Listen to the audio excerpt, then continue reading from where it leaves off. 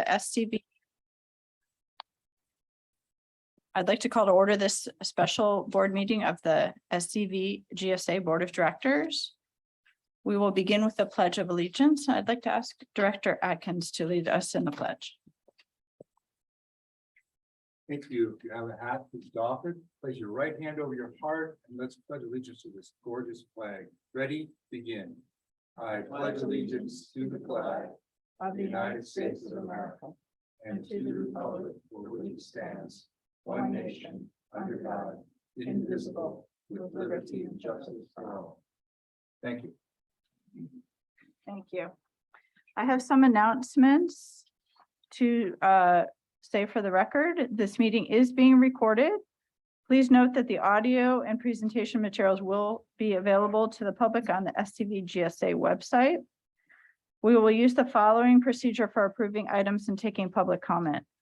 I'll introduce the agenda item, staff will present, we will ask for public comment, then we will have discussion and questions for board members. Once concluded, I will ask for a motion, a second, and the board secretary will call roll for roll call votes. Right, that looks like that was, I think I got all of them. At this time, we'll do public comments on non-agenda items. Do we have any of those, Ms. King? We do not. Okay. Do we have a motion for approval of the agenda? Second. Okay. All right. Do you want to do a roll call for that? When I call your name, please state your vote. Director Atkins, Yes. Director Cooper, Yes. Director Marti, Yes. Director Natoli, Yes. Vice President Bryden, Yes. and President Gutzeit. Yes. All right, at this time, we'll entertain a motion on the consent calendar. Is there any public comment on the consent calendar?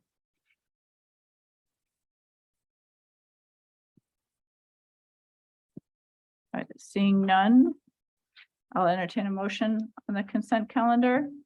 So Member moved, Atkins. I'll second that, Martin.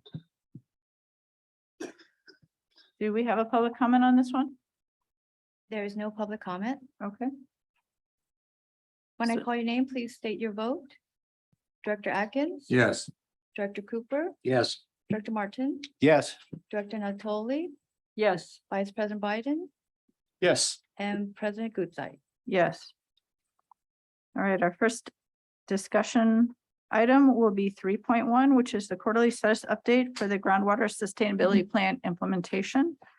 Mr. Vergoot. Good afternoon, President Gutzeit and board members. We have a brief presentation on this item today. Uni's driving, which is nice. So this is our routine quarterly report to your board. Next slide, please, Uni. So we're moving forward with GSP implementation, of course. Since last time, the public comment period for people to submit comments to the Department of Water Resources on the adopted plan has closed. We will be prepared to respond to those comments if necessary. We may hear from DWR, say a year from now or more, when it has comments on the final GSP, and it's possible it might include some of those comments in its response. So we'll see. In terms of other implementation steps, as you know, at our last meeting, we approved the annual report. We've got a brief update on that today. We continue to work on addressing data gaps, and we have some slides on that, which we'll run through. Similarly, with monitoring, reporting, and outreach, we're continuing to coordinate with landowners. We'll talk briefly about promoting best water use practices and fiscal items and grants and consultant proposals. And some of these will come up in the budget discussion or in other presentations. Next slide, please, Uni. So in terms of addressing data gaps, last time we provided you an update on equipment installation. Today, we're going to talk a little bit more about some of the monitoring that we've done with the 2 GDE wells, the groundwater dependent ecosystem wells that are upstream from I-5. Next slide, please. So the first one is GDEA. This is about a half-mile, give or take, downstream from where the Saugus Water Reclamation Plant discharges water. And next slide, please. Then we'll show you the other. Oh, and this is an area north of that well, north of GDEA, and you can see that it's pretty green. And on the right side of the photo, you can see some water moving through that area. Next slide, please. By the way, these were taken in June 13th. This is GDE well B. That's the I-5 bridge in the background. Next slide, please, Uni. Under the bridge, the water is moving nicely. It's fairly well contained in that channel, you can see, but on the left side of the photo, it looks dark. It's wet. The groundwater is very shallow there. And where the water isn't flowing, the soil is wet and soft. Next slide, please, Uni. This is a map of recent work that was done where SCV Water surveyed in some of the GDE monitoring points, both for A and B. GDE is on the top right, that long rectangular sheet that shows GDEA on the east and GDEB on the west. And then the two lower photos are zoomed in to where those areas are. So we've since gone out and surveyed the wellhead elevations and the locations of the temperature probes, and we've done measurements about the wetted reach of the stream. How wide is it? How deep is the water? So we can repeat those measurements in the future. Next slide, please. Key findings. So the land surface elevations that we used in the GSP in the areas for the GDE wells are not as accurate as we would like. And so with the new survey data, we are going to go into the flow model during implementation. And I'll take a brief step back. You'll hear in the work plan discussion today on the budget, one of the work plan steps is to also take into account surveys of the wellhead elevations and some other land surface data, and plugging that into the flow model and making sure that our sustainable management criteria are still appropriately set. There will probably be some adjustments to it. And we're seeing the need to make some adjustments just based on what we've seen with A and B. Our estimates on land surface weren't quite where they needed to be. But despite that, we're still able to see what's going on. We're still able to monitor. Water level trends in the GDE wells upstream from I-5 don't show significant changes in water levels since they were installed in March. Plus or minus a foot, maybe 2. The water's flowing, the ground surface is wet. Field survey equipment that we've been using works well, but it has its limitations. It's a satellite-based GPS system. It works well when it's got a good view of the sky. But we've had some issues in the stream where the vegetation covers the stream. And of course, I shouldn't say of course, but the logical extension of that is it won't work under the bridge at I-5 either. And so we're continuing to look for ways to improve that. Next slide, please, Uni. We continue to coordinate with 5 Point on monitoring and data sharing. The water levels in the basin continue to be above the minimum thresholds. We continue to address data gaps and work on surveying. Next slide, please. Fiscal. We continue to, of course, prepare the quarterly reports for the grants. To date, DWR has authorized about $1.7 million reimbursement. We expect that we will maximize that this fiscal year, as in 21-22. We also have a budget discussion today with budget adoption. Uni? Look ahead. Of course, budget adoption today. We're talking about initiation of consultant contracts for implementation today. We also have an item on a potential grant application. Uni? All right, challenges, opportunities. As I mentioned, we've got some land surface elevations to dial in. We knew we'd have some of those, and we do. And so we're beginning that process now. Capturing survey data in the field has some limitations. As we mentioned last time, there could be future scour following storm events. Obviously, this isn't something we think we need to worry about right now, given the weather, but we'll keep it on the slide for now. We continue to work with 5 Point as well on data sharing. Uni? Okay, now I need my glasses.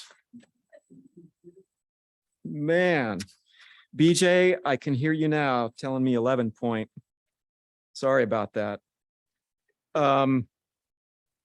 So we've talked about the public comment period to DWR drawing to its completion. We did address the water quality data gap we talked about last time, moving forward with GDE monitoring, coordination with downstream budgets. So we're making a lot of progress, moving forward, consultant contracts and moving into implementation full steam is on the horizon. And that completes my quarterly update. Thank you. Happy to answer any questions. Thank you. First, we'll see if we have any public comment on this item. There is no public comment. All right. Any director questions and comments? Director Natoli. Thank you, Madam President. Mr. Virgutz, just a couple of questions for you. The monitoring, reporting, and outreach portion talks about groundwater elevations are above minimum thresholds. How far above? There's a range, Director Natoli. 25, 30 feet is about the minimum that it's above. Many of them are higher than that. All right, thank you. And then one other question let me go right to the groundwater dependent ecosystem monitoring wells. Mhm. You mentioned, and it was shown on the slide, land surface elevations used in setting the minimum thresholds and triggers at GDE A and B were not as accurate as needed. Why not? How far off were they, and how do we solve that? Good questions. The reason they weren't as accurate is, well, let me back up a step. We used topographic maps and some older LiDAR data in setting some of these elevations, but those weren't accurate enough. Ideally, we would have surveyed the areas ahead of time, but we didn't have that built in to the effort, and we thought what we had would be sufficient. But in terms of how far off they are, the one upstream is off about a foot. The one downstream is off over 10 feet. Whoa. Yeah. And how did we verify the current levels? By surveying them in June. Okay, thank you very much. You're Thank you, Madam- welcome. Thank you, Madam President.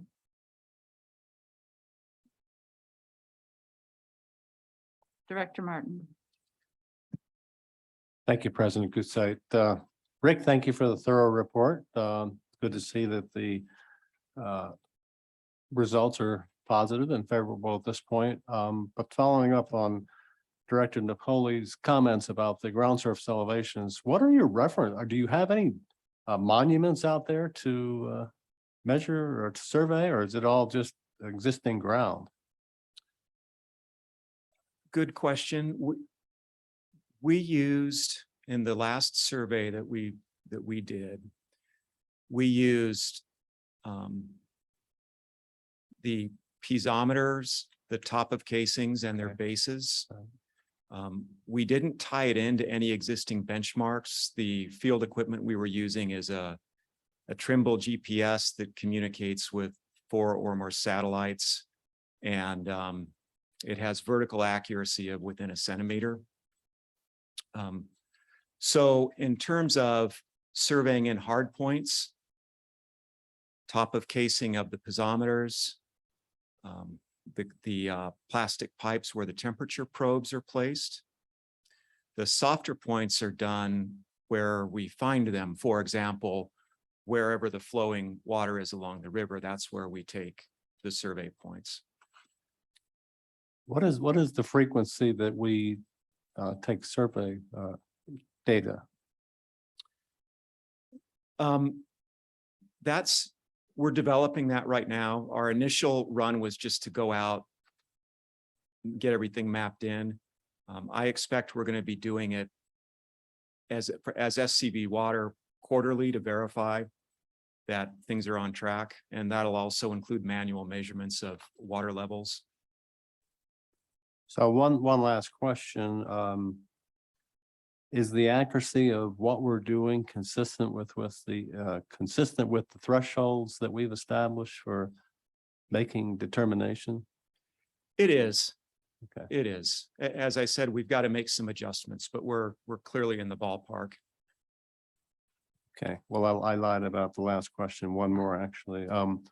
Would these readings now be considered baseline going forward? If you weren't able to survey previously, now going forward, are you going to utilize these latest readings as kind of your reference point? We will. With these GDE wells, they weren't there before. And so we began collecting data with them in March with the data loggers, and that's our record has begun as of March of this year. Okay, thanks, Rick. Appreciate it. You're welcome. Any other director comments? I have a couple follow-up questions. On the piezometers, you mentioned scour. Are they, I know we have trouble with water wells occasionally getting hit badly in storms. Are these going to be out of, likely damage from a storm? Are they built, to hold up, or is it a risky location where they are? They're reasonably located. And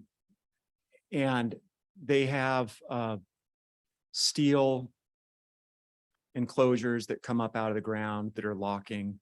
Now, we learned from 5 Point that one of their piezometers that they put in did get washed out. Ours are up outside of the active channel. Could it change? It could. Yeah. The bigger risk might be the where we have the temperature probes buried in the ground. Those are closer to the river bottom. Okay. Now, they don't stick up out of the ground like the piezometers, but if there was enough scour, they could get wiped out. Yeah, okay. Mhm. But we're collecting data regularly, so if we lose them, then we'll just put new ones in. Right. Yeah. Mhm. Okay, and I don't know if I understood. Are we gonna do a physical survey without the GPS equipment to double check our GPS readings? Is that what you said is coming next? I didn't say Okay. that, but I think that's something we should do. Both in terms of finding some other benchmark in town that we have solid historical record on and checking that.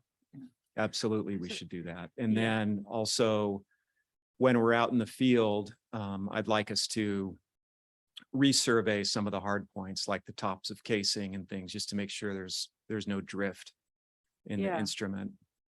Is that, a 10-foot difference, for instance, could get important if It could be. Mhm. down the road, yeah. Yeah, absolutely. And we'd want to know if it wasn't providing repeatable data, we'd want to know right away. Right. Yeah. Okay. All right, I see this is just a discussion. You don't need to vote on anything. Correct. Okay. All right. Thank you for your presentation. You're welcome. All right, we're going to move on to 3.2, which is also on your plate, Mr. Vergoots, which Mhm. is a discussion of the Sustainable Groundwater Management Grant application. Okay. We did not prepare a PowerPoint for this one.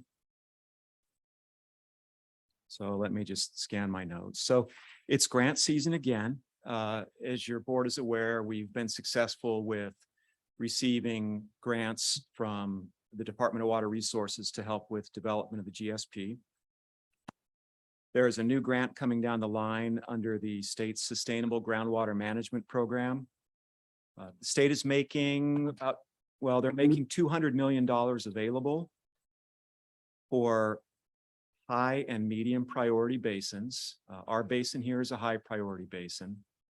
There has already been one solicitation for the basins with critical condition of overdraft. That's not us, fortunately. So we're in this round. And a couple of the key points, the grant allows for a minimum of a $1 million grant per groundwater basin. There can only be one applicant for the basin, and there's no required match, although additional points are given for 5% match or above. Priority will be given to applicants who haven't previously received this funding. We've received it a couple times, but there's no reason why we are shut out of applying for it again. And the kinds of things that are available that are described by the Department of Water Resources are pretty broad, and your board memo goes into some of the things that the state has said are eligible, you know, filling data gaps, additional monitoring, stormwater infiltration or groundwater recharge, feasibility studies, those kinds of things. We've been looking internally about what might make the most sense if we move forward with it. We're not doing this in a vacuum, though. We are talking with the city and the county, you know, members of this board. We've considered whether or not something for Bouquet Canyon would make sense, if perhaps we could carve out a piece of the existing work that LA County is seeking to move forward with. There might be a small portion that we could do in that large project. Groundwater recharge continues to be on our radar. SCV Water is looking at it with the GSA for areas south of Castaic Lake and in the eastern part of the basin, but the city is also looking at it. And we've been talking with the city about funding, such as the Via Princesa project. Groundwater remediation, as your board, I think, is aware, there's a lot of effort and money being put into PFAS treatment statewide and even here in Santa Clarita. So groundwater remediation money could be an option that SCV Water is looking at. Monitoring points, we do have data gaps. And so one of the things we're considering is scope, schedule, and budget for installation of special monitoring wells in the valley, possibly even down into the Saugus Aquifer. Wells like that are very, very expensive. And invasive species removal. So I guess to suffice to say, we've got options. We're talking about it. We want to come back to your board in October and tell your board, you know, we think we've got a good package here. We'd like to move forward, and we'd discuss it then. Any budget changes that would be needed, we'd have to discuss then and to figure out if we want to move on at that point. And this year we have $20,000 in the budget for a grant application as well. So this is an information item. We're just seeking your board's feedback on this, and that concludes the oral report. Thank you. Any public comment, Ms. King? There is none. Okay. Director comments or questions? Director Martin.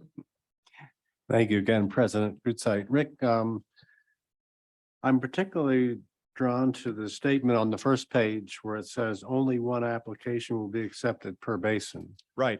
So with the broad range of possibilities, I presume we're going to look for the biggest bang for the buck, so to speak. And we won't rush into an application for an item until we've done a thorough investigation of all the possibilities and options before us. Is that correct? That is correct. We've got Alright. one shot, so we will have one application and we want it to be competitive.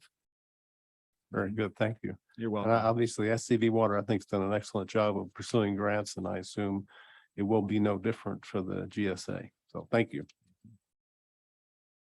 Any other director comments? Director Natoli. Thank you, Madam President. So, Mr. Gutzeit, are you looking for some sort of guidance from the board as to perhaps what our priorities might be? No, we're not looking for formal guidance, Director Natoli. We're just interested in your feedback. If you've got something you want to say, hey, have you thought about this? We'd be happy to hear that from you. No, I don't. You folks Okay. are the experts the local project ideas you have under evaluation, I think, go right to the core of what the GSA is supposed to be doing. So I just was wondering if you needed more direction from us than that.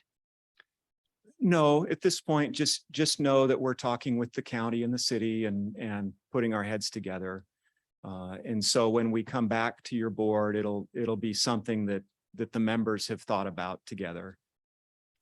Very good. Thank you, Mr. Gutzeit. Mhm. Thank you, Madam President. Any other director comments or questions? No, okay. I just have a quick one. My perennial question of how does this relate to like IRWIMP projects and that grant funding? Is it a different pot of money? Obviously it's many of the same people on both, so we're gonna coordinate. If they're asking for something for some other grant, we won't ask for the same thing for this. Is that the idea? Yes. For example, in our conversations with the city about Via Princesa, we've talked about moving that project forward through IRWIN. But between now and when that IRWIN application is due, this application will come forward. If it looks like this fits better under the Sustainable Groundwater Management Plan, then that's where we would recommend it go. Yeah, so we are communicating. Thank you for asking. Okay. Yeah. And just to follow up, I mean, preferences, you asked for our preferences or opinions. I mean, I'm a big fan of, when you say invasive species removal, that's the arundo and other things which are a huge water draw. And I know the priority of some community groups as well. So, but whatever, fits best and has our best chance of success. But all things being equal, I like invasive species removal myself. Okay. Thank you.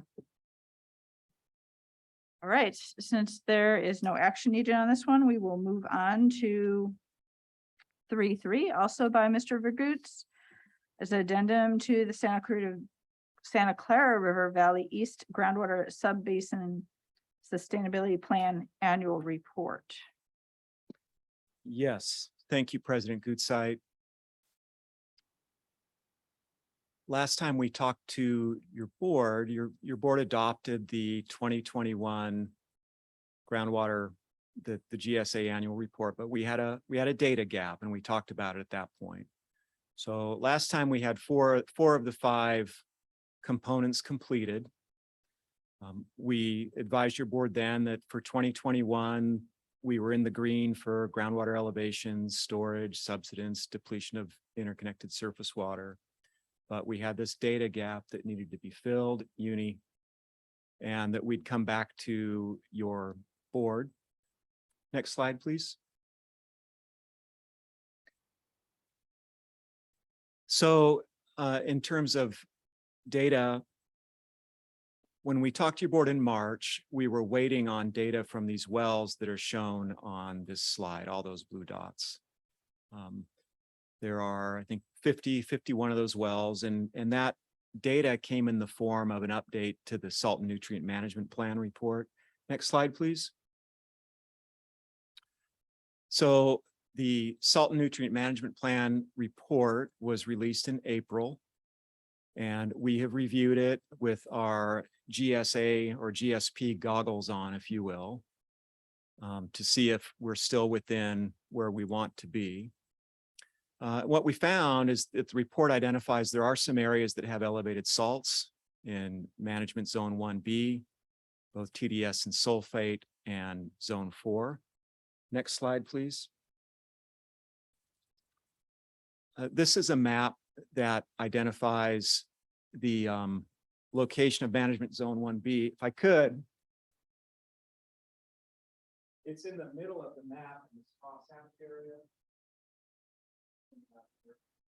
That's where zone 1B is. And the salts are elevated in that area. The report that we reviewed identified that that area is a little bit of an anomaly. It doesn't follow the regional conditions well, and so it's been carved out into its own sort of subzone. And that same finding was made in 2016. Next slide, please. So in terms of the GSP and the metrics, the water quality thresholds in the GSP have not been exceeded, even though we have some elevated salts here. The cause of the increase may not be a surprise to some of you, but we haven't had a large amount of rainfall. Drought can cause salts to become somewhat concentrated in parts of groundwater basins. And we've had dry periods in 11 of the last 14 years. So we've definitely had, well, we haven't had as much rainfall as we would like. Next slide, please. So consistent with the way these salt and nutrient management plans are put together, they also forecast future salt concentrations based on the understanding of quantities of groundwater flowing between the basins and the ambient groundwater quality. This latest update identifies that in the forecasted period 2020 to 2035, it's suggesting a reduction in TDS and sulfate in this MZ1 and MZ4, but a small increase in MZ4. Why the reductions? It's because these plans include their own version of projects and management actions, like the sanitation district's chloride compliance plan that would remove salts, or distribution of more recycled water for landscape irrigation to keep it out of the river, or water use efficiency gains. All those things can help reduce salt loading. Next slide, please. So we're at the end of the slides. We can now confidently say that 5 of our 5 basin metrics are all in the green. We don't have a concern with degraded groundwater quality, but like all of these, we will continue to monitor. We did talk with the Department of Water Resources as well,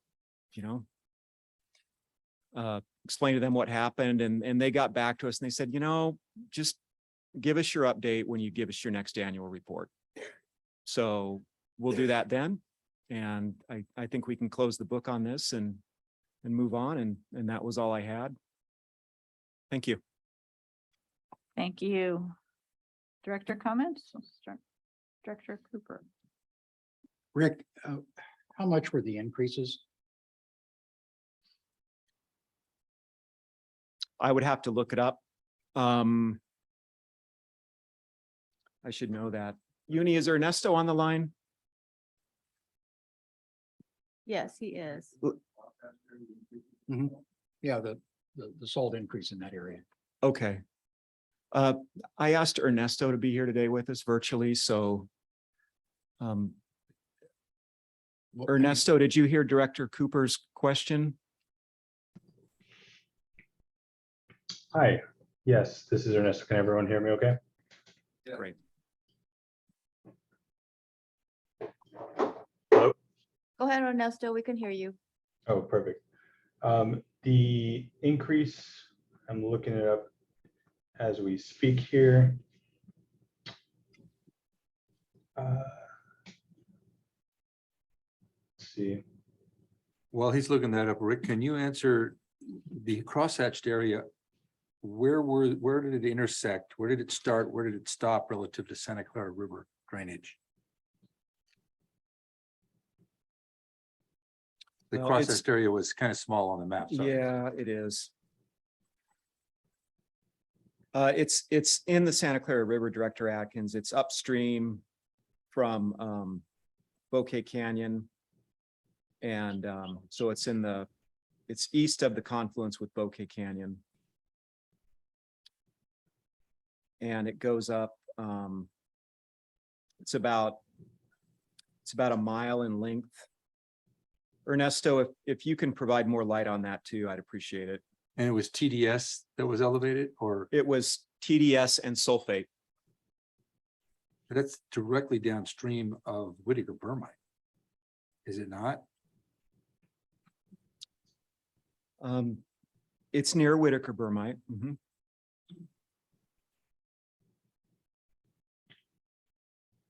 I have the actual values as to the actual percentage increase from our baseline 2016. I'm having a trouble finding that, but I have the actual values here and the projected values on what we expect them to be through 2035.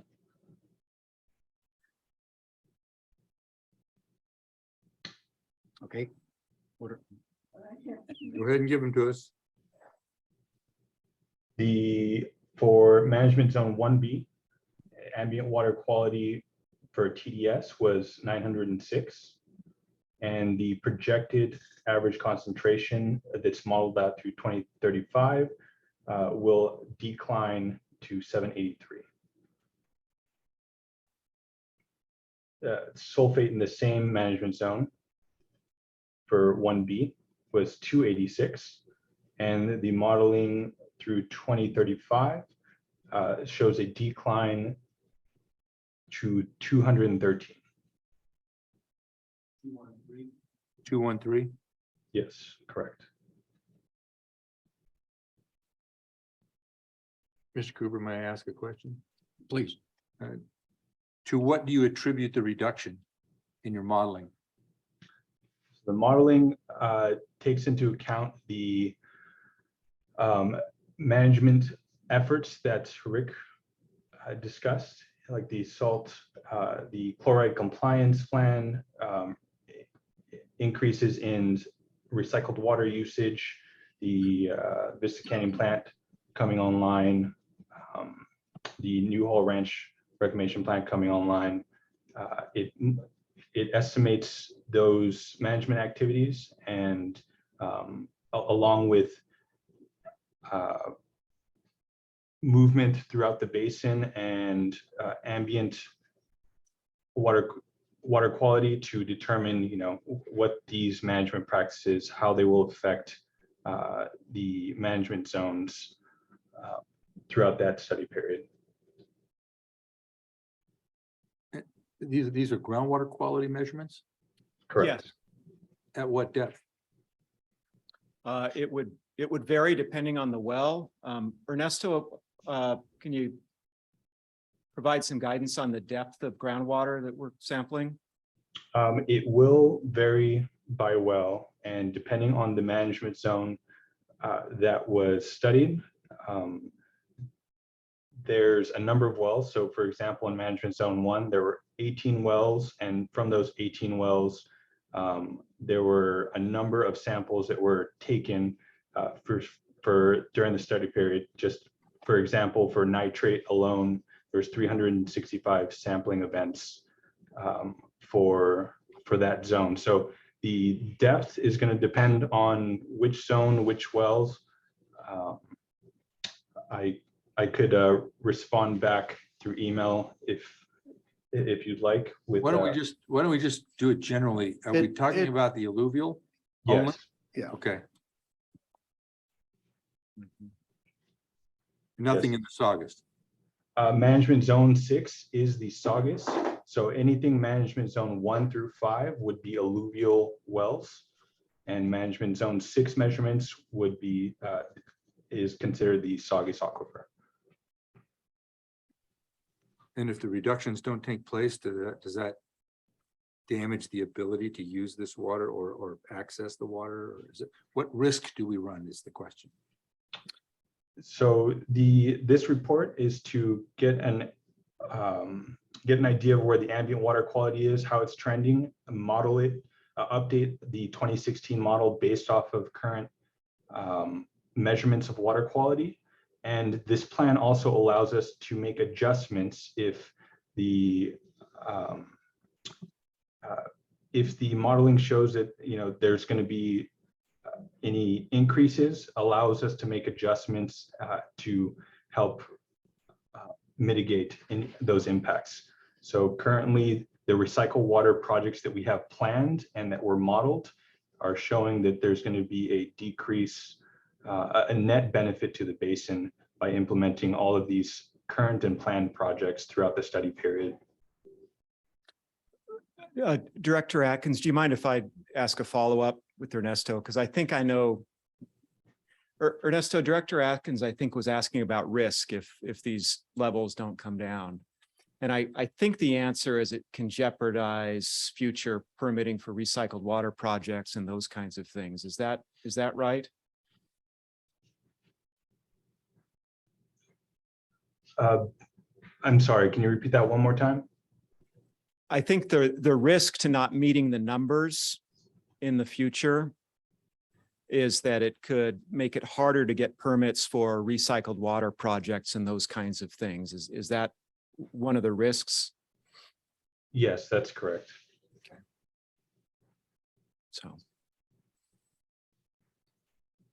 So monitoring will continue. We will have another update here. We have added some monitoring points, and we'll continue to expand our monitoring network here for the salt nutrient management plan, work along with the GSP in order to make sure that we are capturing as much data as possible. One of the things that maybe I'll suggest is that, if there's interest by the board, we can dive deeper into what the salt and nutrient management plan is. We actually do a presentation on that to the board if that was of interest. It's definitely, there is a lot of inside baseball type things in that plan. And we could walk through a presentation giving you kind of the specifics of the purpose and what's been done to date and give you a lot more context if that would be helpful. I'm seeing some nodding heads, so I think that's a good idea. I mean, high level ish. Yeah, Presentation. we'd definitely be happy to do that. We can do that at a future meeting and Okay. get you fully up to speed on what a salt and nutrient Yeah. management plan is and what it's used for as far as regulatory reasons. And I know you can direct us to appropriate staff if we have questions in between. Certainly. Right. Yep, we'd be Okay. happy to answer this. Madam President, may Yes. I add something? Yes. As far as the Groundwater Sustainability Agency is concerned, water quality is one of the sustainability measures. Right. And if a change in water quality is found to be due to pumping, it could conceivably lead to a change in our pumping regime. That is very helpful. Thank you. Mr. Cooper, can I ask one more, please? Sorry, Madam No, President. that's okay. I- Just- He had the floor and I just. I know you might have more too, so. Ernesto, when I asked about the modeling for TDS and sulfate dropping, the concentrations dropping over time, you mentioned the coming online of some, I'll call them water purification plants. And basically the driver there is dilution. Is that correct?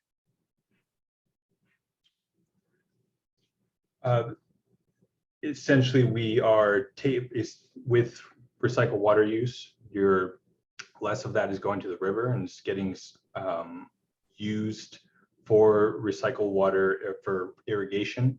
So you're kind of spreading the load around, and it's as well as you see here.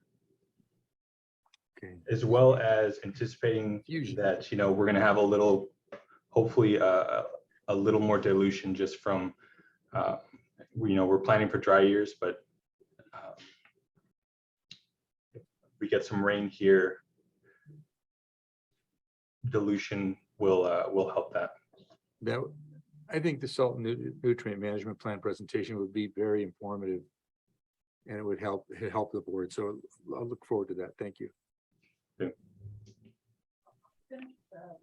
Bert, did you have any other questions? Okay, you're done. Director Atkins, Yes. anymore? Sorry. Any other directors? No. Okay, I have a couple quick ones, very similar. Just want to make sure I understood it correctly. We are meeting water quality standards. You said that, correct? When you say these are elevated over, is it elevated over 2016 baseline or elevated over what? And do they still meet water quality standards? Because I think that's what you said. Okay, let me split that out. And I think I'd like to take it in reverse if I could. Okay, And Ernesto, I'll need your help on this one too, in terms of the water quality standards and are they above or below? But from the groundwater sustainability plan perspective, its criteria describes that if 20% or more of these wells were not meeting the water quality objectives, that would be a cause for concern. okay, We're not close to that yet. okay, So from the GSP perspective, we're good. okay. But on an individual well basis, Ernesto, can you talk a little bit about what the standard is and Sure. Each management zone has a water quality objective that was outlined in the basin plan.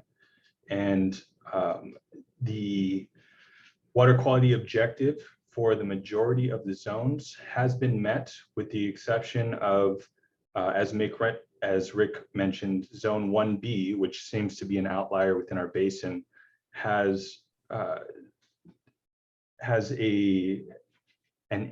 increase over the water quality objective for TDS and sulfate. Okay.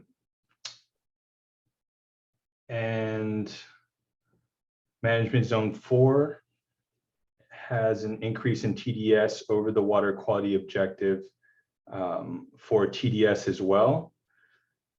They believe this is due to 11 out of the last 14 years being dry, with 2 of those years being critically dry. So an increase in concentration to just relative to drought. Now they are under the secondary contaminant maximum threshold. So we are still we're still within health standards, but we are over the water quality objective in a few constituents in some of the management zones, but the net overall effect to the basin is within the thresholds. Okay. And That I'll was just a good explanation. Yeah, I think Ernesto did a good job of Yeah. that. So an analogy is like the chloride standard, right? The valley was required to meet. Right. So water quality objectives are dealing more with kind of the basin management aspect of water quality. Right. Health standards, That's what as we- Ernesto's pointing out, are a whole different set Right. of criteria. So it's an interesting conundrum that in, many cases you can end up, looking at it from a water quality objective standpoint, just from a standpoint of that versus the health standard, Mhm. it's not an issue. So Right. it is a unique thing. I mean, you want to make sure that you're keeping an eye on the groundwater overall quality of the basin to make sure you're not trending in ways that are going to impede you from using it in the future. Right, and I'll add, doesn't the objective take into account, other issues be like, trends and things like that? Or possibly in the case of chloride, it was plants downstream and things like that versus the health standard is just for people drinking the water. Yeah, the term of art there is beneficial uses. Yes, okay, okay. So yes, you're correct. And just last one, because is TDS technically a salt or is it a mineral? Because isn't it mineral? It's a group, so It it's includes salt. total dissolved solids. Does that Yes. include salts or does Yes, it not? Oh, yes, yes, it does. okay. I did not know that. I thought it would be other things like calcium or. It's stuff, it's salt. basically a measurement of the overall mineral Mineral. loading of a water. But some body. of the minerals could be salt, so it is correct to say, okay, got it. Thank you. That's very informative and I look forward to the presentation. Madam President, Yes, I could be wrong, but I don't think you called for public That comment on that. item. was just what I was gonna say, because we kind of jumped into questions right away. Were there any public comments on this one? There is no public comment. All right. Thank you for the reminder. All right. Again, Mr. Vergoots will talk to us about, we are on 3.4 fiscal year budget for 2022 to 2023. Thank you, President Gutzeit. Okay, let's jump into this one. So this is our budget adoption presentation. We do this every year. We did it last year in July. And since that time, we've developed a 22-23 budget for your board's consideration. Next slide, please, Uni. So following the format that we've used in the past, we've have key budget changes highlighted. Since our last budget adoption, we've had reduction in SCV water staff hours with completion or your board's adoption of the GSP. Staff hours have come down some. We've had some work that's been deferred, so we've got timing of previously approved expenditures can affect the budget, and we've got a much tighter scope now for implementation than we did previously. And so we're seeking your board's approval today to adopt the 2023 budget and also to authorize SCV Water to seek its general manager's approval to also execute that contract with GSI Water Solutions. It seems kind of clunky that we're requesting that permission on both sides, but that's just how the JPA is set up with our group here. Next slide, please, Uni. So 2 expenditure categories and 3 revenue categories. So estimated SCV water staff costs and ad buys, estimated consultant costs are our expenditure categories. Revenue is, of course, member contributions, grants, and additional contributions made by the members, in particular SCV Water. Uni?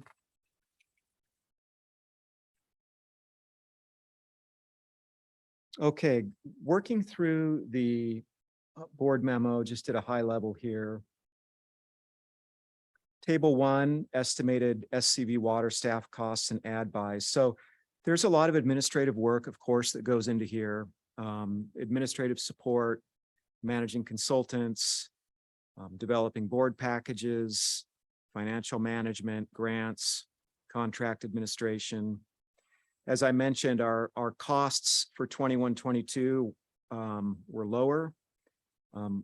Knowing what we know now, we've also lowered the 22-23 budget for estimated SCV water costs. Moving on. So we have a number of GSP costs here. I'll walk through GSP development. We'll talk briefly about contingency. We'll talk briefly about consultant support for administration, and then we're going to spend a little bit more time talking about implementation, which is obviously what we're working on now. So in terms of our previous GSP development budget, we've underspent that budget. We have had savings on piezometers. We haven't installed as many piezometers. The reason is that the downstream property owner has installed those at its costs. We didn't spend as much money developing project development proposals for the GSP because we didn't find they were warranted. And then there's been some deferral of work. We've also stricken the contingency out of that budget at this point. We don't need it anymore. We're closing out the contract with GSI. And so all told, our 21-22 roll up is about $168,000 lower than expected. 22-23 budget is slightly higher. It includes some follow-on work regarding the infiltration testing and pilot studies that are taking place downstream from Castaic Lake and the eastern part of the basin, as well as some funding for ongoing grant management because that work is also covered by a grant. Next slide, please. On administration, we've also eliminated budget from this. We removed $75,000 from this 21-22 budget. We're not recommending it be moved forward into 22-23. That is funding that was set up for a rate study in the event the GSA board determined that extraction fees were necessary to help fund the agency. We don't think that that's something that is necessary at this point, but if in the future your board wants to pursue that, we can. The 22-23 budget is $20,000 higher than last year's because we've included money for a grant application. The other costs for, say, insurance and other things haven't changed. Next slide, please, Uni. So on to the implementation budget. Our 21-22 budget was way underspent. There are a number of reasons for that. We estimated expenses, we were too high. We developed this estimate about 6 months before the GSP was completed, so our scope wasn't quite where it needed to be. There was some deferral of work, and then other work was picked up with existing consultant contracts. For instance, GSI Water was able to absorb the costs for the annual report, and through its coordination with ESA was able to keep progress going on fine-tuning our GDE evaluation process. Other budget savings were through staff handling certain things like surveying and coordinating with LA County on the land surface elevation program that's being developed. Next slide, please. Thanks, Uni. So our 22-23 budget is $498,500. It's a big increase over last year by $204,500. It has though it's higher, it has the benefit of being more fully informed. So there are multiple new consultant contracts that are recommended to move forward with implementation. I'm going to describe each of these. I won't take a lot of time, but the first one would be with GSI Water Solutions. And by the way, we have a lot of the same team in here. We have GSI, ESA, and CV Strategies that all played a big role in GSP development. And of course, they have specialized experience with this.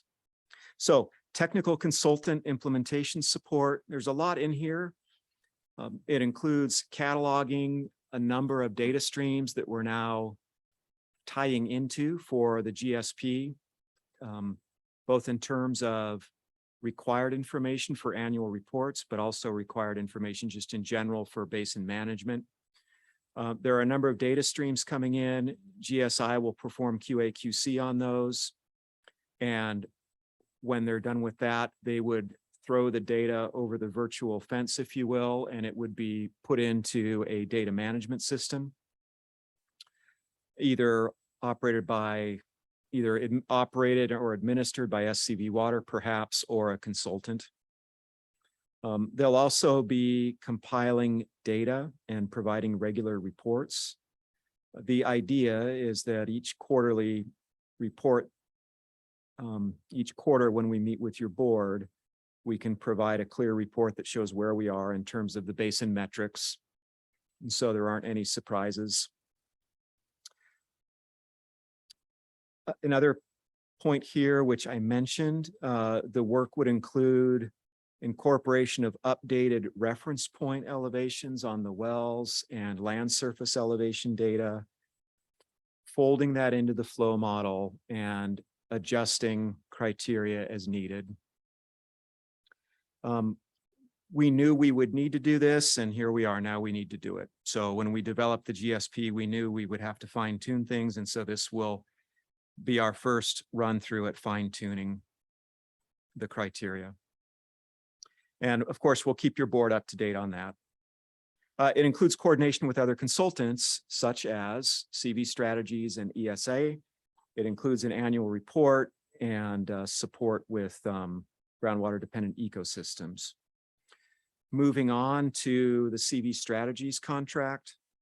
Our GSP requires outreach, and in particular, it mentions outreach for filling data gaps. We have an approach to do outreach to private well owners, primarily in the canyon areas, to see if we have interest for, and I'm talking about domestic wells here, de minimis wells that extract 2 acre-feet or less. We would like to partner with canyon landowners where we have data gaps. So the way this is set up to work is GSI would do some desktop work. They would look at the coverage of wells in the canyon areas where we have the data gaps. They would then talk with CV Strategy, and CV Strategy would develop an outreach plan for those areas. And so there'd be a little bit of a back and forth between the consultants. We're also including with CV's contract outreach for a flow meter program, and the GSP identifies that measuring extractions from those wells that extract more than 2 acre-feet a year is important. We think there are 10 to 15 wells in the basin. GSI on its side will look at this, and it will share information with CV Strategies, and CV Strategies will develop an outreach plan for that. Flow metering and reporting extractions can raise a lot of interest, and so we'll make sure to keep your board up to speed on that and provide updates and seek your board's direction. We think that many of the non-de minimis pumpers in the basin are already reporting extractions, but we don't know for sure, and we don't know if the frequency that they're reporting is what the GSA needs to keep its model up to date. So there's work to be done here. It also includes time for CV Strategies to talk to what we think will be primarily agricultural well operators about best management practices. We're not interested in reinventing the wheel. We're not growers here on the board, as far as I know, but we do have some agricultural use in the valley, and so CV Strategies would look to see what others are doing and see if the GSA can support others through BMPs. We have 2 contracts for environmental biological, both with ESA. The first one is for $30,000. That is the work that comes from input along the way with GSP development, where there was a desire to learn more about the upland GDEs, Placerita Canyon, Sand Canyon. Are they connected to the larger basin or not? Can pumping affect them? There's also been interest in a Savannah Oak area, so ESA will help evaluate those areas. There will be a little bit of coordination with GSI on this. We expect ESA would talk to GSI and say, you know, we're in this area. What do we know about its connection to the regional water table and water levels? So there will be coordination there on that contract. The second contract for $40,000 is more about the GDE evaluation that's taking place in the lower part of the valley. This contract would get the ball rolling with that by doing initial reviews, initial field reviews, and developing baseline data. And there would also be money in the contract in case we need to do some actual formal GDE evaluations. Most of the money here is just getting the program up and running. Moving on, consultant support for a data management system. We have not selected a consultant for this yet. We are looking at a number of options, including doing this in-house, but there's more work that SCV Water needs to do in this. The sense is we may not be ready to do that this first year, but data management is becoming more and more important every year. And so the closer the GSA and the member agencies are to being able to have direct control over the data management, the better. And what I mean by that is right now we have a contract with a consultant that operates a database for SCV Water. Has nothing to do with the GSA. But it can be hard to get reports in a timely manner from them. So ultimately, I think our GSA is going to want to look to bring that in-house. But for now, we have some money in the budget for consultant support. We also have $150,000 in the budget for feasibility studies or environmental documentation. As we describe in the letter, there's no specific effort called out yet on this. It could be related to Bouquet Canyon. Of course, any kind of expenditure like this, we would talk with your board and make sure it was on track with what your board felt we should be doing. Okay, I think that covers that slide. There was a lot of detail in there. Uni, next slide, please.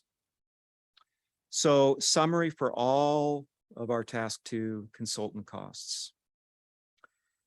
Our budget recommendation is $610,000. It's $238,500 higher than last year's for reasons that we've talked about, including an increase in the GSP scope and feasibility studies.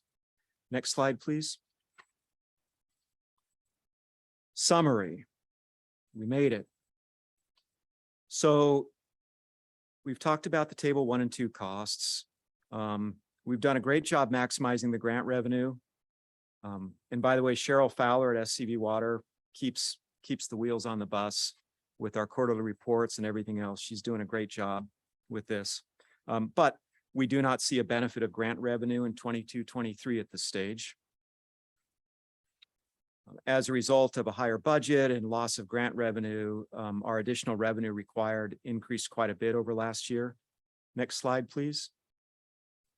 So the table 3 budget summary. You can see our 2022, 22, 23 column. Following it down, we see the staff costs, the estimated consultant costs, the totals, member agency contributions. Right now, we don't have grants in there. We've talked about that. The additional revenue required is $595, and the total budget, total revenue is $675,000. And with that, let's wrap this up. Next slide, please, Uni. So we've talked about where some of these cost estimates have been modified. Staff costs are lower, consultant costs are higher, and additional revenue required is higher. Next slide, please. And our final slide is our recommendation slide, which is that your board adopt the proposed 22-23 budget, that we replace the administrative services agreement, Exhibit A, with these new tables, and that your board authorize SCV Water to execute a contract with GSI for this implementation, not to exceed $200,000. And that concludes the PowerPoint. Thank you. Thank you, Mr. Vergoots. Okay, before I forget, public comment on this one. Do we have any? There is none. All right. Move on to director comments or questions. Director Natoli. Thank you, Madam President. I'm a little confused about the member contributions. When I look at Article 14 of the JPA, subsection 14.2.2, annual member contributions. We agreed to contribute a non-reimbursable $20,000 each fiscal year to the GSA for the first 5 fiscal years. After the 5th fiscal year, the board shall consider the appropriate level of annual payments. The first payment of $20,000 shall be paid to the GSA within 30 days of the execution of this agreement for fiscal year 2017-18. And I'm really bad at math.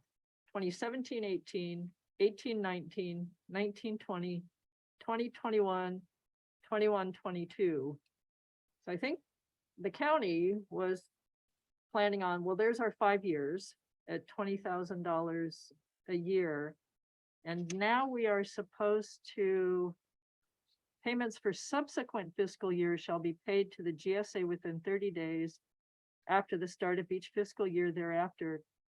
The board shall consider the appropriate level of annual payments after the first 5 years. So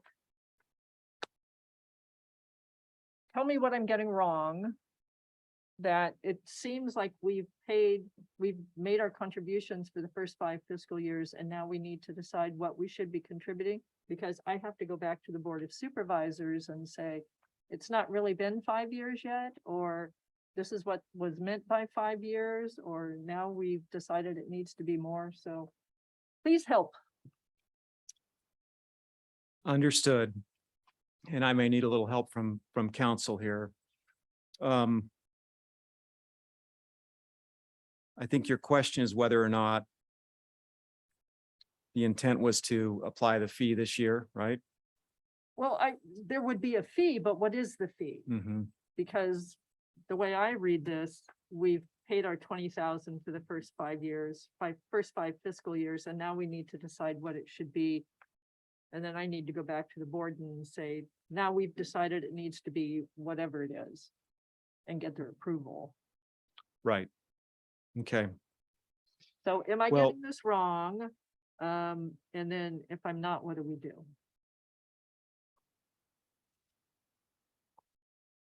And if I I'm am- not, I'm not sure if you're getting it wrong. I'm going through my memory here, thinking about this. Because I know I have an invoice that the county paid for 2017-18. We paid that in 2018-19. Mm-hmm. It was retroactive because of when everybody signed the JPA. So I'm not sure what. we Yeah, do. and I think we thought this 20,000 was still live this year. But Tom, do you have any words of wisdom on that? I don't know if you have the JPA Well- in front of you. I don't at the moment, but I'm looking at the budget summary. And I want to make sure that I know what the first year was, because the budget summary starts with fiscal year 18-19. I do have a copy from the JPA of those pages, Counselor Bunn, if you'd like to see this. I'm confident that you recited it accurately, Director Natoli. I just, if in fact it started with 17, fiscal 17, then that's right. We need to Right. re-examine. Well, Amy, So what- Amy, not to put you on the spot, but do you know what we've received or booked? Amy Augers, our accountant with the agency, so controller. Yeah, yeah.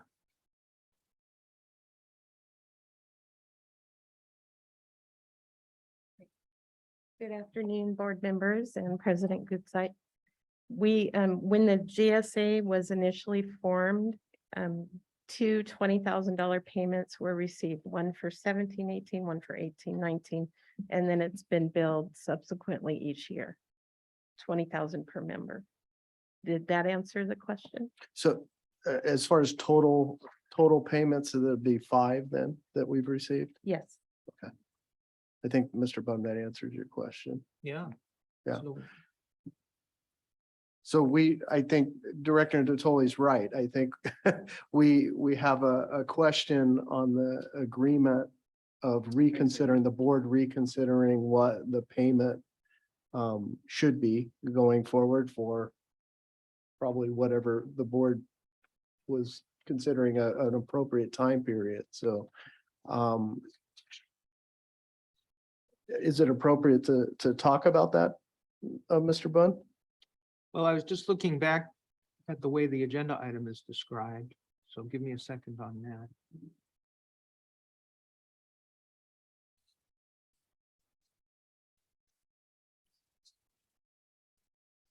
That's when we first started actually making the physical payments. Yes, because we were all talking in 2017-18 that the JP wasn't signed by everybody till 2018. Helpful. Thank you, Liz. Yeah, I think that the item just says consideration to adopt the budget. And if in fact we're doing what amounts to an amendment to the JPA agreement, I don't think that's covered by that agenda. So I'm gonna jump in here and ask, like, does that mean that we can't adopt the budget if there's some problems? Oh, you can certainly adopt the budget. But, Yes. The okay, budget is for the expenditures and it sets forth the anticipated revenues, but but if the revenue isn't there, then what happens? Because I think we have some other questions on the other revenue that either is or isn't there. What happens if we're not sure on the revenue side? What do we do with the budget? well, this doesn't balance in any case. Correct. So it has SCV water picking up the excess. Yes. So I'm not so concerned about that. I think if you're authorizing expenditures, Okay, you can go ahead and do that. if we choose, and I know. there's But other you do questions. need to deal with this issue, of course. Right. Okay, so if the main focus of this is authorizing expenditures, if we're okay with that, we could adopt it, is what you're saying, and then, Correct. okay. Um, It- I'll go back to Ms. Natoli, and then I know other directors have questions. Thank you, Madam President. But Counselor, if we adopt the budget, the budget is the budget. It's the whole of the piece that talks about the member contributions. And so if at some point in the future, we determine it's some different level, do we come back and amend the budget? I would think that you would, well, again, this budget does not show the precise amounts of revenue that are going to be required. It's got additional revenue required with an asterisk, so it's out of balance. And so now it's going to be going out of balance. You could adopt the budget. If you're concerned about the member agency contribution, you adopt the budget without taking action on that. You leave that blank for the time being. All right, thank you, Counselor. That sounds reasonable. Madam President. Other director comments? Just Dr. very Biden? briefly, I think the state of California consistently approves unrealistic budgets. Budgets where revenue isn't there, so I feel comfortable doing that today. I'm sorry, I have some general questions. From my perspective, this particular basin isn't in trouble, and that was corroborated by some of the things you said at the outset, Mr. Vergoots. And my comments are not directed at you personally. But what I'm left with is we had a really heavy lift to write the GSP and get it all done. And I was aligned with all the money that had to be spent to get there. And recognized the significant contribution that would make to the data set that SCV Water would have at the end of that exercise. And I'm now looking at this and what's being asked I thought we would start to go towards maintenance as opposed to the same budget numbers going forward. I just thought that the level of effort would drop off after we got the GSP in place. I guess maybe I was misinformed, but did I have the wrong view of the world there?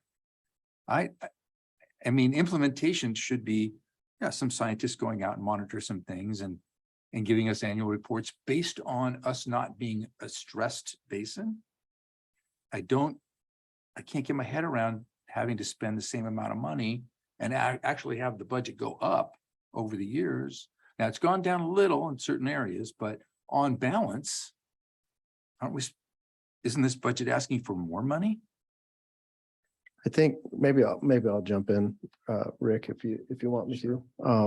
I think what you're seeing is truing up of our understanding, right? So I think when we originally got into this, we knew what the plan, we projected what the plan was going to cost. And I think we've done a really good job of adhering to that budget and sticking with it. And we developed a plan. I think what we found during that process was that there are data gaps. There's work still to be done. There's work to go out and do. And now we have a much better understanding of what plan implementation means. And so from our perspective, I think what you're seeing is a reflection in this budget of truing up this next year going forward. And so I think it falls under we know a lot more now than we did then. And so what we're projecting is what we feel is necessary that we're going to need to make sure that we fill the data gaps and that we implement the plan. So what I'm hearing is we had all this effort directed at writing the GSP. And in the process of determining what we needed to do for the GSP, we identified a certain number of things that we have to continue to do and keep seeking information. And the level of effort overall isn't going to drop off. It's just going to be redirected.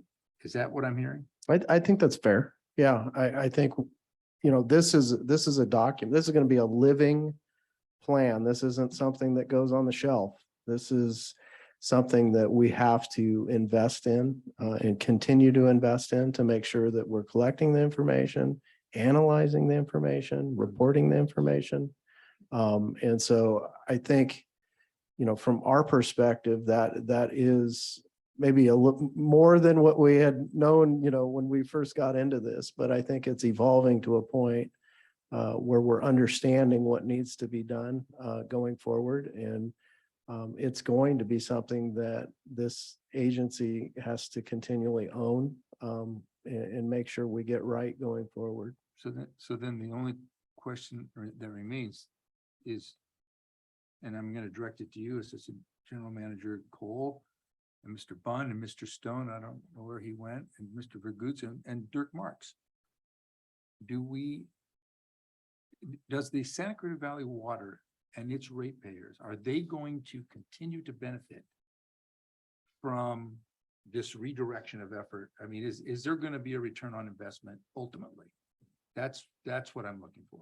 Yeah, I think the return on investment is that we get to continue to use the groundwater basin. And so you have to look at the value that provides the community. And it is a very large value that provides. And so this document, this plan, the way we implement it going forward is ensuring that resource is available for future generations. So to me, it's a very small investment to make in the community's future. And that's why we're being as aggressive as we are in the implementation of the plan. All right, those were good answers. Thank you. Okay, I'm sorry, I saw Mr. Cooper before Mr. Martin, so Director Cooper, go ahead. Well, I, for one, have never been in favor of the Groundwater Sustainability Agency. I thought we had a very well-managed basin to start with. And when they listed us as a high priority basin, that really put us into jeopardy, is that we had to respond and we had to respond accurately. And I think what it comes down to is, do we want to manage the basin ourselves or have somebody else come in and manage the basin? And so I think it's going to be an ongoing cost to us to manage it, oversee it, look at all of the data points that have been put in, both for GDEs and just well drawdown as well. And it's going to cost us $500,000 a year, and I think the county and Peter Pitches and the rest of them get a benefit out of that. We ought to just divide it by 1/7 each. There are 7 members. No, I'm just kidding. It's an obligation to the Santa Clarita Valley Water Agency, and it's just going to be an ongoing cost. I don't agree with the cost. I think it's well managed to start with, but it's something that we have to do. Director Martin. Thank you, President Goodside. Yeah, I appreciate Director Atkins' concern about the budget numbers. I appreciate the rest of the directors' concern about budget numbers.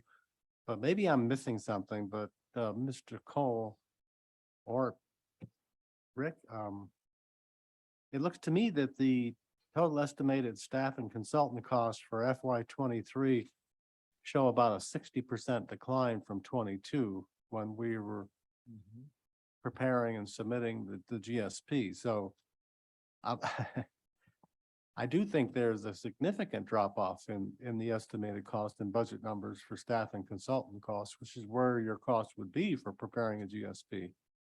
So am I correct in that observation? You are, Director Martin. I think what the confusion comes in is that when we're comparing to what we projected for last year. So I think if you compare to what we projected to spend this next year to what we're asking for now, the number has gone up. If you're projecting, comparing as you just did this year versus last year, it's going significantly down. This year meaning FY23, is that what you mean? Yes. Yes. Okay. Yes. Right. Yeah, so I think what we tried to do, we were trying to be really transparent in the way that we presented this, but I think it's causing some confusion. We were trying to tie it to what projections were rather than, as you generally do in a budget, you're just comparing it to what you spent last year. It was a little bit difficult to do that, so we wanted to provide both lenses. Meaning because last year, as you articulated, we had the planning, that we had the plan itself and the production of that document, which was a really significant lift. But when you compare, if you want to do it that way, just this year versus last year, it has gone down in reference to the numbers that you just mentioned. Yeah, and I had the feeling that the message that was being put forth is that we're not seeing a cost reduction going forward, but we actually are 60% basically in consultant and staff costs. And believe me, listen, I understand that professional services at that level are not inexpensive. So to me, I'm not unhappy with the projected budget for FY23, and I would support moving forward and approving the budget. And I'll just add one thing. I think future years are going to get a lot easier, right? Because we don't have the plan, but we will have updates of the plan coming a few years out. But I would suspect when we present the budget next year, it's going to be, it's going to get more and more refined and be apple to apple year to year. So I think that'll be really helpful for the board at that point. Go ahead. One more. I just want to make sure I understood where the confusion was. We've been going along. We finally got our GSP in place. We did a whole bunch of work, yeoman's effort to get to where we are. And now we see clearly what we've got to continue to do. And we budgeted, last year we thought about it, said we thought we'd need this much. When we really look at it now, based on what we know, it's only that much. So that there's a significant reduction. It's still higher than we thought, but or it's higher than we've been, but it's a lot less than where we were. Is that right? Or not, it's not right? Not quite. Okay. I don't think is the way I'm understanding it, Director Atkins. I think that the issue is if you look year over year. Yeah. So if you look what we spent, this last year versus what we're projecting to spend this year, as Director Martin pointed out, those numbers are significantly down, orders of magnitude down. If you look at what we projected last year to spend this next year, the numbers are up. So that's how I would say that.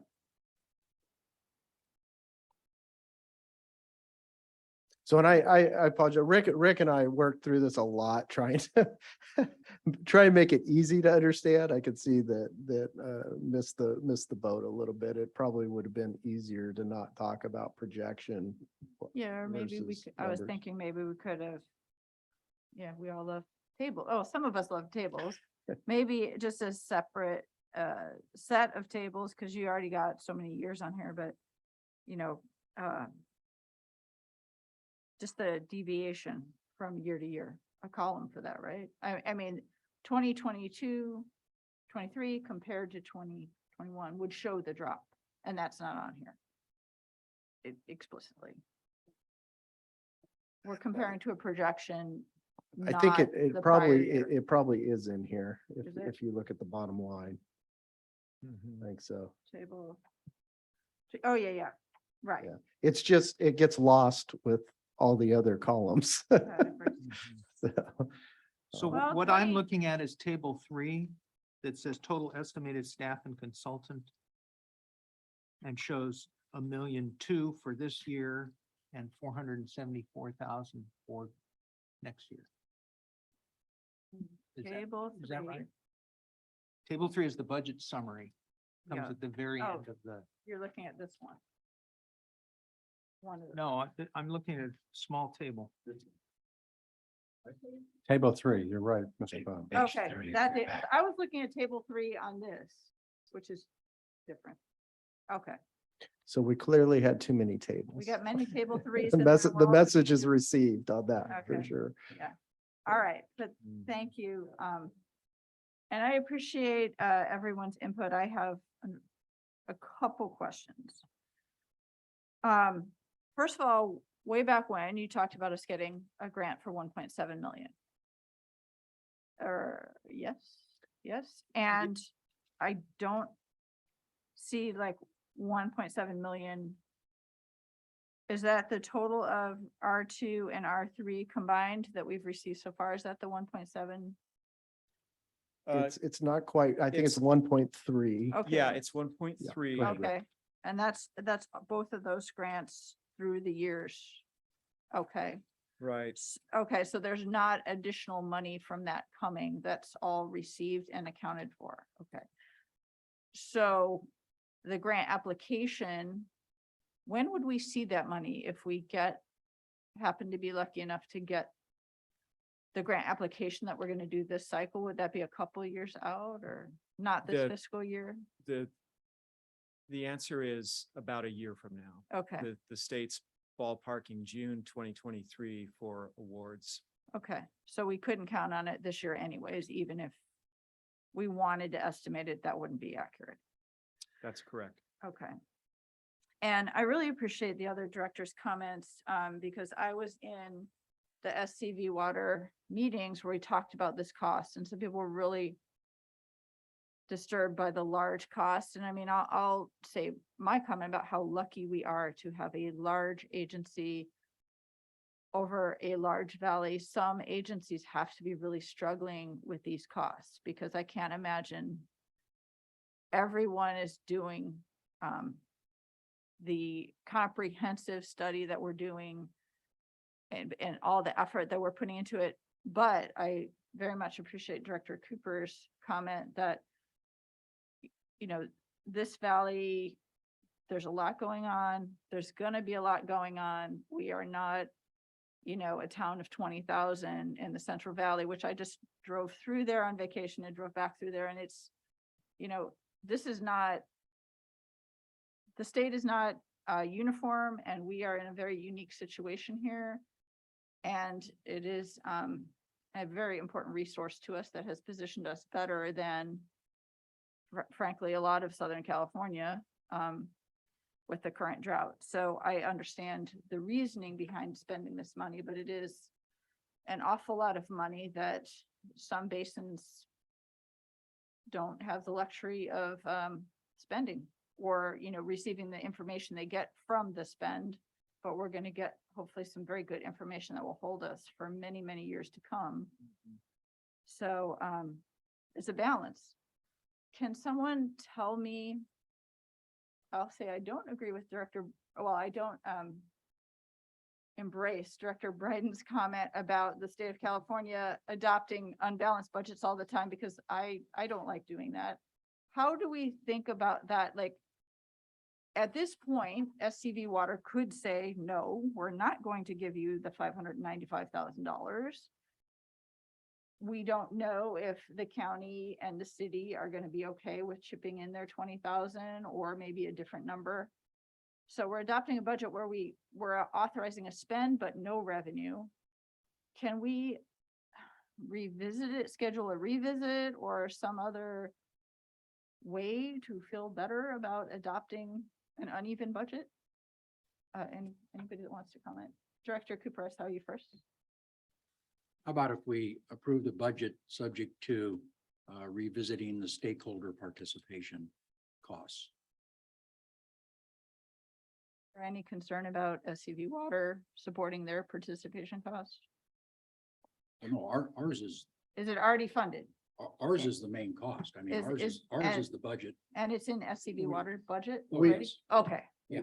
So it is only the stakeholder portion that's not approved yet for 2022. Well- That makes a big difference. Right, and it's a very small amount. I know, It's I know. I 80,000. didn't know that the SCV Water portion was already budgeted for. And I don't, it may be budgeted, but I don't think it was separately voted on. But if it's in the budget. Is it, It, this, okay, it wasn't, it was included in the SCV Water budget. okay. So, and voted on by the SCV Water Board of Directors. Okay. But so- it would be less the 80,000, Yes. right? Right, if the stakeholders don't approve.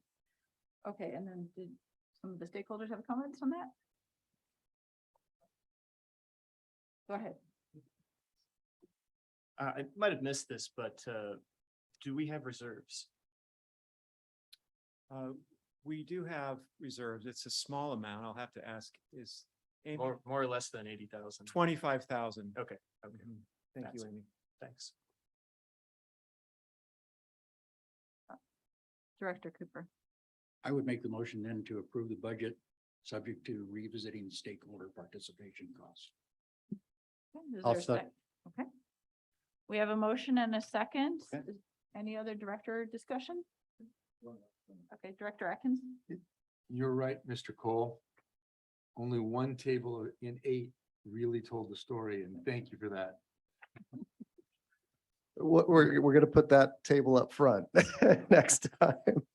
I apologize. We were really trying to give a very transparent kind of foundational presentation to the way the budget was presented the previous time, and it didn't come across correctly. So I appreciate everybody's input on it. It's all good information. Just maybe wave it in front of our face next time before we. Just one thing on the action of this item. I think, Rick, what was the full recommendation? Just so that the board can understand that. I've heard the recommendation on the budget, but I think there was a It- couple things. It that were also asking. included Assistant General Manager Cole authorization of the contract for GSI Water Solutions. In addition to, of course, adopting the proposed budget and the tables and updating the administrative services agreement with the budget tables. Is that an acceptable modification to your motion? All right, thank you. I believe we're ready for a vote, Ms. King. When I call your name, please state your vote. Director Atkins, Yes. Director Cooper, Yes. Director Martin, Yes.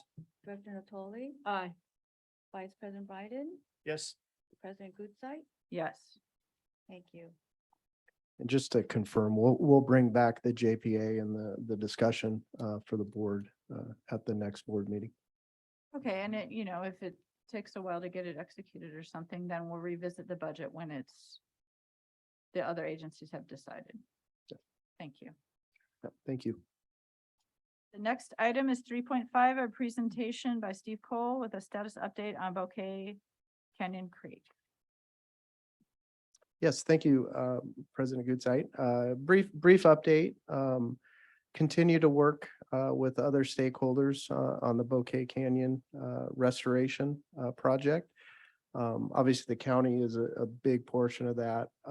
Adam Mariki and his kind of team are fully engaged in that process, and the partnership is really with California Department of Fish and Wildlife on this.